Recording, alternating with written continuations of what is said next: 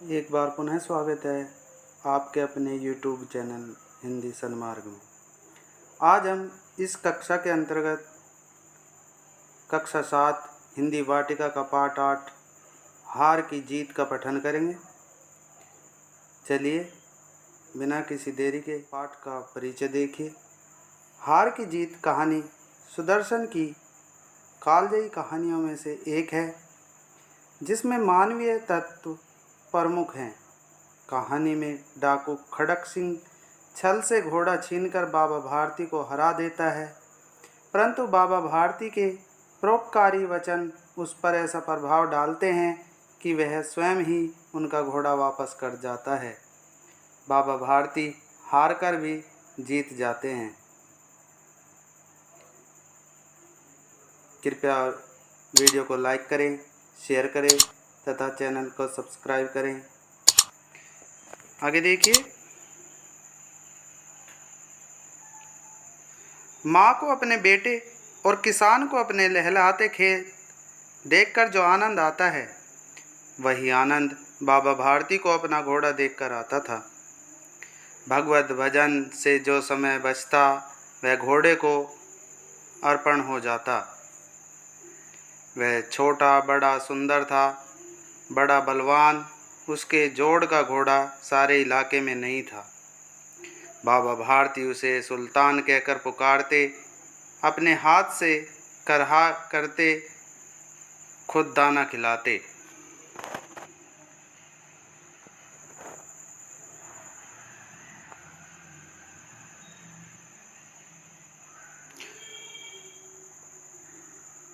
और देख रेख कर प्रसन्न होते थे। उन्होंने रुपया, माल, असबाब, जमीन आदि अपना सब कुछ छोड़ दिया था। यहाँ तक कि उन्हें नगर के जीवन से भी घृणा थी। अब गांव से बाहर एक छोटे से मंदिर में रहते और भगवान का भजन करते थे। मैं सुल्तान के बिना नहीं रह सकूँगा, उन्हें ऐसी भ्रांति सी हो गई थी। वे उसकी चाल पर लट्टू थे। कहते, ऐसा चलता है जैसे मोर घटा को देखकर नाच रहा हो।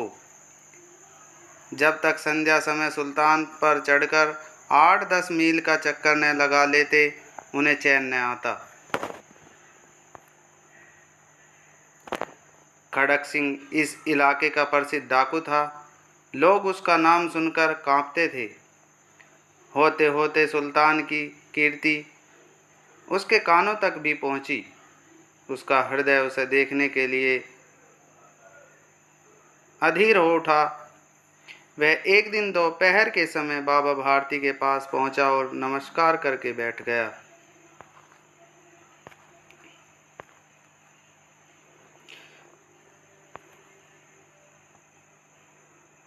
बाबा भारती ने पूछा, खड़क सिंह क्या हाल है? खड़क सिंह ने सिर झुकाकर उत्तर दिया, आपकी दया है। कहो इधर कैसे आ गए? सुल्तान की चाह खींच लाई। विचित्र जानवर है, देखोगे तो प्रसन्न हो जाओगे। मैंने भी बड़ी प्रशंसा सुनी है। उसकी चाल तुम्हारा मन मोह लेगी। कहते हैं देखने में भी बहुत सुंदर है।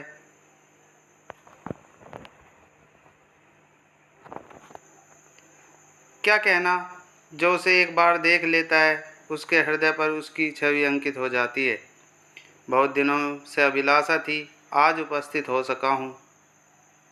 बाबा भारती और खड़क सिंह अस्तबल में पहुँचे। बाबा भारती ने घोड़ा दिखाया घमंड से। खड़क सिंह ने देखा आश्चर्य से। उसने सैकड़ों घोड़े देखे थे, परंतु ऐसा बांका घोड़ा उसकी आंखों से कभी न गुजरा था। सोचने लगा, भाग्य की बात है, ऐसा घोड़ा खड़क सिंह के पास होना चाहिए था। इस साधु को ऐसी चीज़ों से क्या लाभ?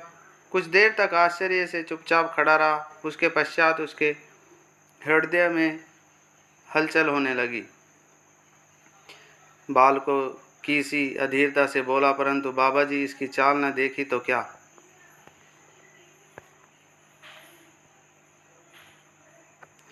दूसरे के मुख से प्रशंसा सुनने के लिए उनका हृदय अधीर हो गया। घोड़े को खोलकर बाहर ले गए। घोड़ा वायु वेग से उड़ने लगा। उसकी चाल को देखकर खड़क सिंह के हृदय पर सांप लौट गया। वह डाकू था और जो वस्तु उससे पसंद आ जाए उस पर वह अपना अधिकार समझता था। उसके पास बाहुबल था और आदमी भी। जाते जाते उसने कहा, बाबा जी, मैं यह घोड़ा आपके पास न रहने दूंगा।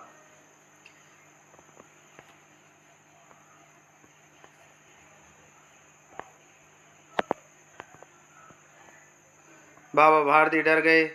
अब उन्हें रात को नींद न आती। सारी रात अस्तबल की रखवाली में कटने लगी। प्रतिक्षण खड़क सिंह का भय लगा रहता, परंतु कई मास बीत गए और वह न आया। यहाँ तक कि बाबा भारती कुछ असावधान हो गए और इस भय को स्वप्न के भय की भांति मिथ्या समझने लगे। संध्या का समय था। बाबा भारती सुल्तान की पीठ पर सवार होकर घूमने जा रहे थे। इस समय उसकी आंखों में चमक थी, मुख पर प्रसन्नता। कभी घोड़े के शरीर को देखते, कभी उसके रंग को, और मन में फूल न समाते थे। सहसा एक ओर से आवाज़ आई, ओ बाबा, इस कंगले की सुनते जाना। कृपया वीडियो को लाइक करें, शेयर करें तथा चैनल को सब्सक्राइब करें। आवाज़ में करुणा थी। बाबा भारती ने घोड़े को रोक लिया। देखा एक अपाहिज वृक्ष की छाया में पड़ा कर रा रहा है। बोले, क्यों, तुम्हें क्या कष्ट है? अपाहिज ने हाथ जोड़कर कहा, बाबा, मैं दुखियारा हूँ, मुझ पर दया करो। रामावाला यहाँ से 3 मील है, मुझे वहाँ जाना है। घोड़े पर चढ़ा लो, परमात्मा भला करेगा। वहाँ तुम्हारा कौन है? दुर्गा दत्त वैद्य का नाम आपने सुना होगा, मैं उसका सौतेला भाई हूँ। बाबा भारती ने घोड़े से उतरकर अपाहिज को घोड़े पर सवार किया और स्वयं उसकी लगाम पकड़कर धीरे धीरे चलने लगे। सहसा उन्हें एक झटका सा लगा और लगाम हाथ से छूट गई। उनके आश्चर्य का ठिकाना न रहा जब उन्होंने देखा कि अपाहिज घोड़े की पीठ पर तनकर बैठा है और घोड़े को दौड़ाए लिए जा रहा है। उनके मुख से भय, विस्मय और निराशा से भरी हुई चीख निकल गई। वह अपाहिज डाकू खड़क सिंह था। बाबा भारती कुछ देर तक चुप रहे और कुछ समय पश्चात कुछ निश्चय करके पूरे बल से चिल्लाकर बोले, जरा ठहर जाओ। खड़क सिंह ने यह आवाज़ सुनकर घोड़ा रोक लिया और उसकी गर्दन पर प्यार से हाथ फेरते हुए कहा, बाबा जी, यह घोड़ा अब न दूंगा। परंतु एक बात सुनते जाओ। खड़क सिंह ठहर गया।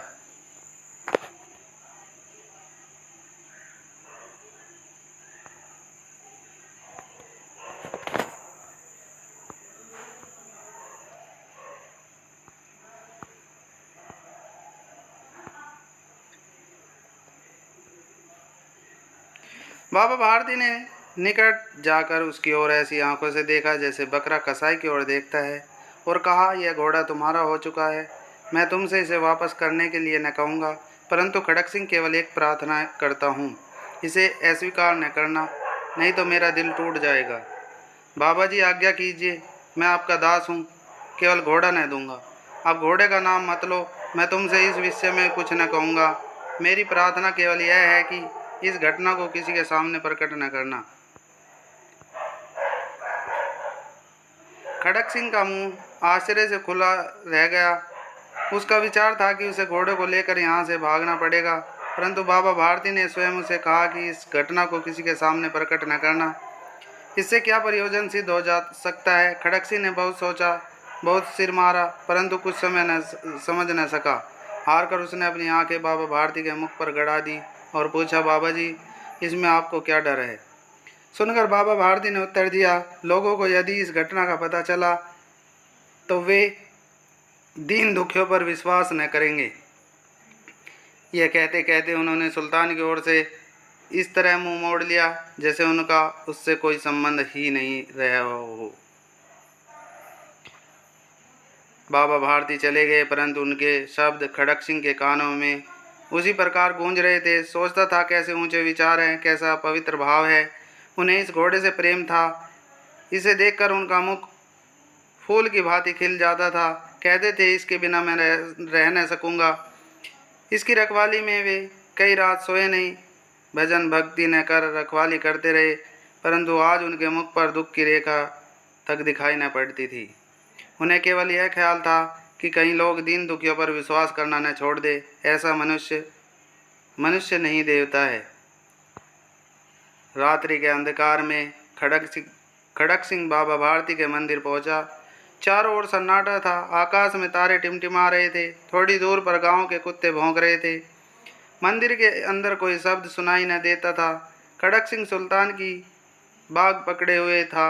वह धीरे धीरे अस्तबल के फाटक पर पहुंचा। फाटक खुला था।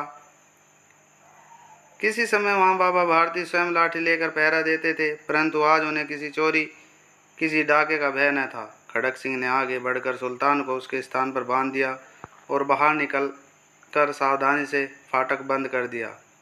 इस समय उनकी आंखों में नेकी के आंसू थे। रात्रि का तीसरा पहर बीत चुका था। चौथा पहर आरंभ होते ही बाबा भारती ने अपनी कुटिया से बाहर निकल ठंडे जल से स्नान किया। उसके पश्चात इस प्रकार जैसे कोई स्वप्न में चल रहा हो, उनके पांव अस्तबल की ओर बढ़े, परंतु फाटक पर पहुंचा उनको अपनी भूल प्रतीत हुई। साथ ही घोर निराशा ने पांव को मन भर का भारी कर दिया। वे कहीं रुक गए। घोड़े ने अपने स्वामी के पांव की चाप को पहचान लिया और जोर से हिनहिनाया।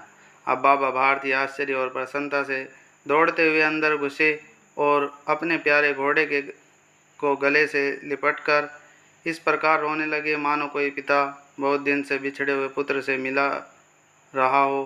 बार बार उसकी पीठ पर हाथ फेरते, बार बार उसके मुंह पर थपकियां देते।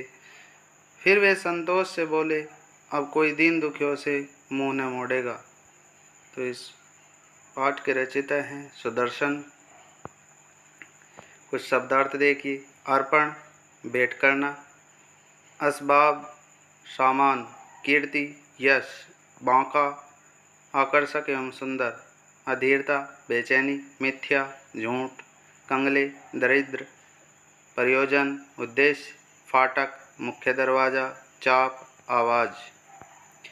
इस पाठ में मुहावरे प्रयोग हुए हैं। वे हैं लट्टू होना, मोहित होना, हृदय पर सांप लौटना, ईर्ष्या होना, आंखों में चमक आना, किसी को देखकर खुश होना, फूले न समाना, बहुत खुश होना, दिल टूट जाना, बहुत दुखी होना, सिर मारना, समझने का प्रयास करना, मुंह मोड़ लेना, विमुख होना,